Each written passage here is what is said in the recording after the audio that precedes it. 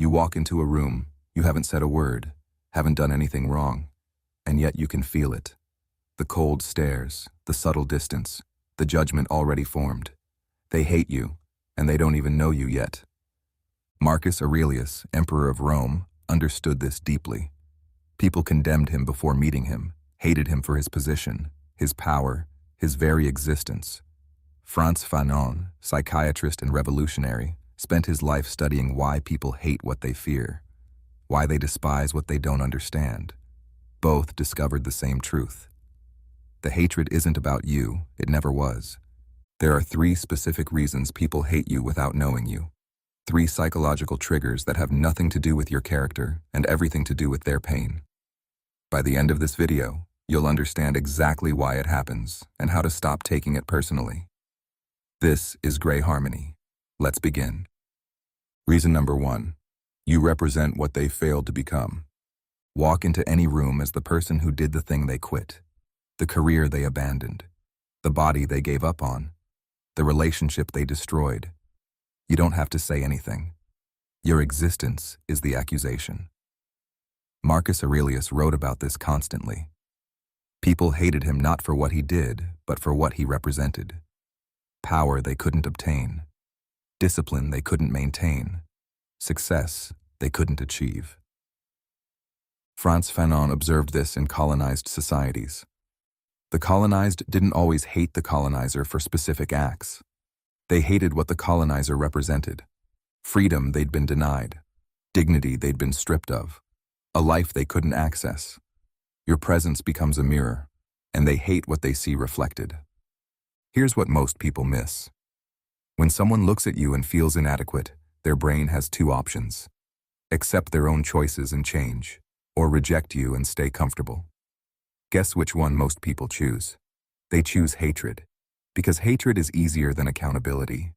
It's easier to despise your success than to examine their failure. Easier to judge your discipline than to build their own. You didn't do anything to them, but you did something they couldn't do to themselves, and that's unforgivable. Reason number 2.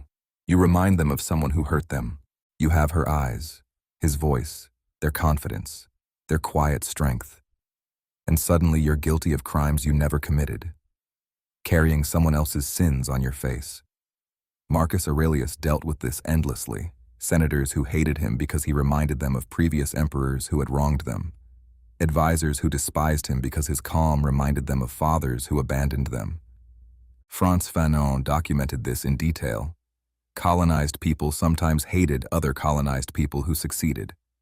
Not because of what they did, because they reminded them of the colonizers who oppressed them. The resemblance alone was enough. A facial feature, a speaking style, a way of carrying themselves. And suddenly all that transferred rage has a new target. This is projection, the psychological phenomenon where people see in you what they're running from in themselves. You become the screen onto which they project their unprocessed trauma, and they hate you for it, not because you hurt them, because someone else did. And you happen to trigger the memory. There's nothing you can do about this. You can't change your face, your voice, the way you naturally move through the world, and you shouldn't. Their healing isn't your responsibility. Their projections aren't your burden. When someone hates you for reminding them of their pain, that's information about their wounds, not evidence of your wrong. Reason number 3. You threaten their identity. Every person builds an identity. I'm the smart one. I'm the successful one. I'm the one who has it figured out. And then you walk in, and by simply existing, you challenge that story. Marcus Aurelius wrote that people become attached to their self-image more fiercely than truth itself. When you threaten that image, they defend it like their life depends on it, because psychologically, it does.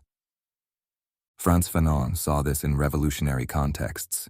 People who'd built their entire identity around being oppressed sometimes resented those who broke free, not because they didn't want freedom, because the other person's freedom revealed that their continued oppression was a choice. That identity they'd clung to, that story they'd told themselves about why they couldn't, shattered by someone who simply did. Here's the mechanism. Someone has convinced themselves they can't lose weight. That's not just a belief. That's their identity now, the person who can't. Then you show up having lost the weight. You didn't lecture them, didn't judge them, just existed in a body that proves it's possible.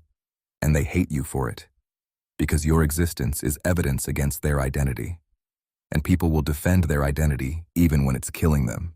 You become the villain in their story, the person who makes them feel inadequate by refusing to stay inadequate with them, the threat to the comfortable lie they've been living. So what do you do with this? How do you move through a world where people hate you for existing? Marcus Aurelius had the answer. You let them. Not because you're weak, because you're free. He wrote that when someone wrongs you, ask what view of good and evil they hold. Then you'll feel pity, not anger. Frantz Fanon added the other half. Understand the systems that create the hatred. Don't take personal what is structural.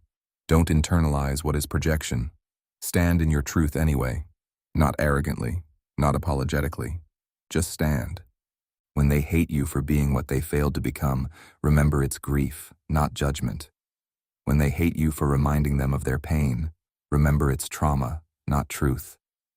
When they hate you for threatening their identity, remember it's fear, not evidence. You are not responsible for managing other people's reactions to your existence. You are not required to shrink so they feel bigger. You are not obligated to fail so they feel less alone in their failure. Their hatred reveals their prison, not your crime. Marcus Aurelius ruled an empire while being hated. Frantz Fanon changed the world while being despised. Both understood that the hatred of small minds is the cost of living large. Both paid it, without apology. Stop trying to make them like you. Stop explaining yourself to people who've already decided. Stop performing smallness to avoid their discomfort.